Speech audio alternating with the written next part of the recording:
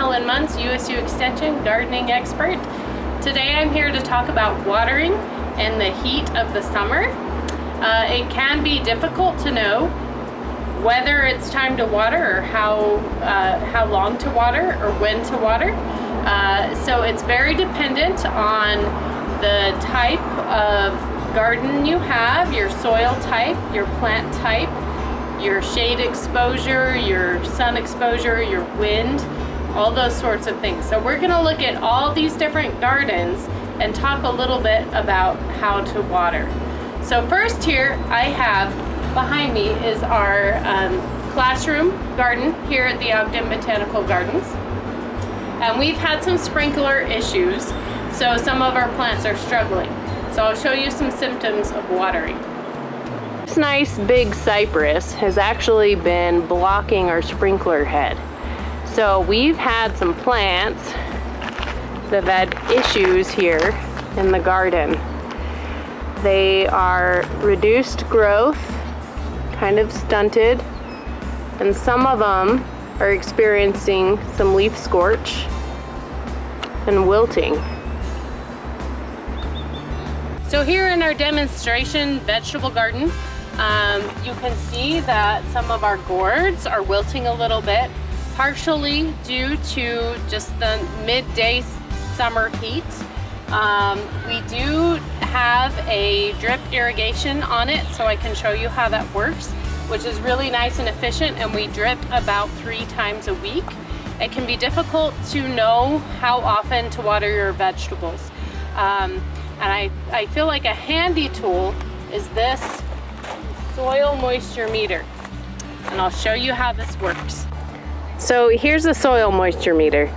What I've done is I've pushed it down into the soil as far as I could, near but not on top of the root system of this tomato plant here. And currently it's reading moist to wet. So it's good to use this after and before you water so that you know whether or not it's time to water. If it reads wet, hold off for a while. If it reads dry, then it's time to water. Plants are actually quite tolerant, and they do prefer some amount of drying out between waterings. Drip irrigation for vegetables is the most efficient way to water. You're applying water directly to the root system, and you're eliminating weed germination by only applying water to the root system. Vegetable gardening in raised beds is a great alternative when you have poor soil or difficulty watering. However, they do dry out a little bit faster than vegetables planted directly in the ground, and may require water 3 to 4 times a week in the heat of the summer. That's mid-July through mid-August. Now I'm going to talk about lawns.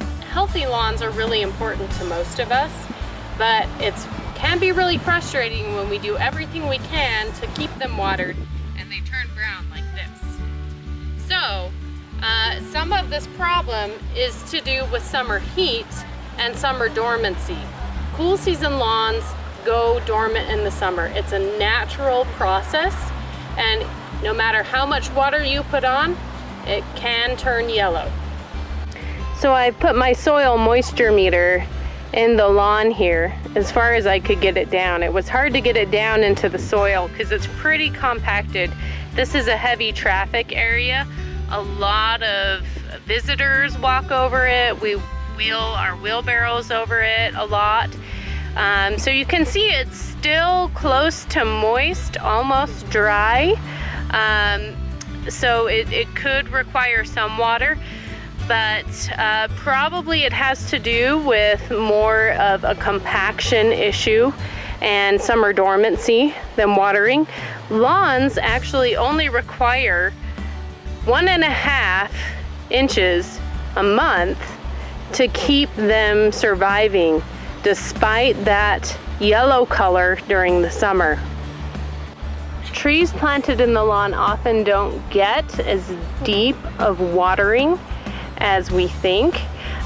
Established trees often, we have the sense that they are established enough to find the water they need, which often is the case, but in dry and hot conditions, sometimes it's problematic. So, especially when it's a new tree, in the first 2 to 3 years, you want to deep water your trees in the lawn.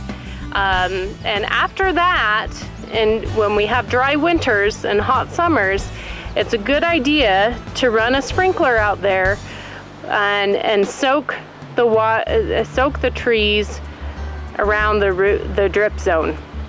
Another thing to consider is to mulch around the base of the tree, at least 2 feet from the trunk. That helps reduce the amount of competition from water and nutrients between the tree and the grass. If you're interested in conserving water in your garden, here's a great example on how to do that. This is our conservation garden at the Ogden Botanical Gardens. We have a variety of different shrubs, grasses, and perennials out here. Right now we're watering about 2 to 3 times a week to get them established, but after that we can cut off the water almost completely. So if you're interested in conserving water or you have any questions about how to water your garden, visit garden.usu.edu or cwel.usu.edu. Thanks for watching.